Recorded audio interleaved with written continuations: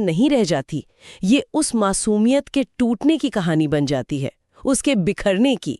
स्रोत बताते हैं कि कुछ पंक्तियां तो सीधी सीधी उसकी बढ़ती अस्थिरता को दिखाती हैं। अच्छा, तो ये सिर्फ उसके दुखद अंत का बयान नहीं है, बल्कि उस अंत तक पहुंचने का जो सफर है जी, उसका चित्रण है। हाँ। ये तो उसे ज्यादा मानवीय बना देता है ना? निश्चित रूप से। बिल्कुल बिल्कुल।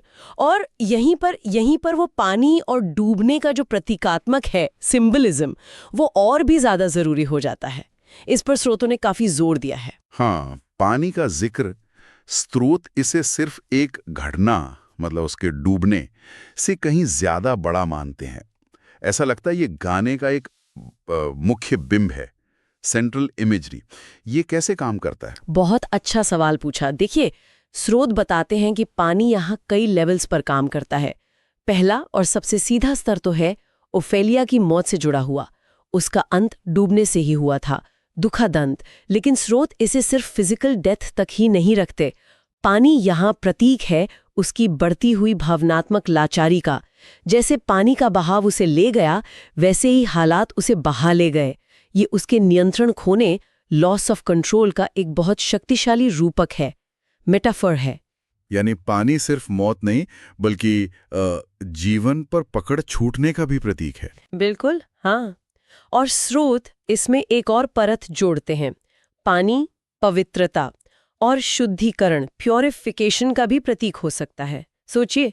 लेकिन साथ ही विनाश का भी, डिस्ट्रक्शन का भी। तो ओफेलिया की मासूमियत और उसकी त्रासदी दोनों जैसे इस पानी के बिंब में समाई हुई लगती हैं। कुछ व्याख्याएं हैं जिनका जिक्र स्रोतों में है। वो ये भी कहती हैं कि ये पानी शायद उसके आंसुओं का समंदर है, उसके अनकहे दुख का, जिसमें वो आखिरकार डूब गई। तो ये बिंब बहुत गहरा है, बहुआयामी है।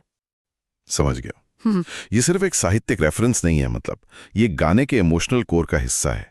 तो अगर हम इन सब धागों को एक साथ जोड़ें, प्रेरणा, चित्रण, प्रतीकवाद, तो स्रोत हमें बताते हैं कि गाने के मुख्य विषय, थीम्स क्या हैं। स्रोत मुख्य रूप से 3-4 विषयों को सामने रखते हैं। पहला तो है भाग्य, फेट या नियति। क्या ओफेलिया का अंत टाला जा सकता था, या वो हालात का शिकार होने के लिए मतलब अभिशप्त ही थी? दूसरा है नाजुकता, फ्रिजिलिटी। एक संवेदनशील आत्मा कैसे कठोर दुनिया का सामना करती है।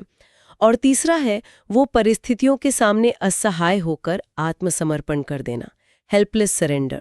जब बाहरी ताकतें इतनी हावी हो जाएं कि इंसान का अपना वजूद ही जैसे मिटने लगे। तो ये सिर्फ ओफेलिया की कहानी ना होकर एक तरह से मानवीय स्थिति पर, ह्यूमन कंडीशन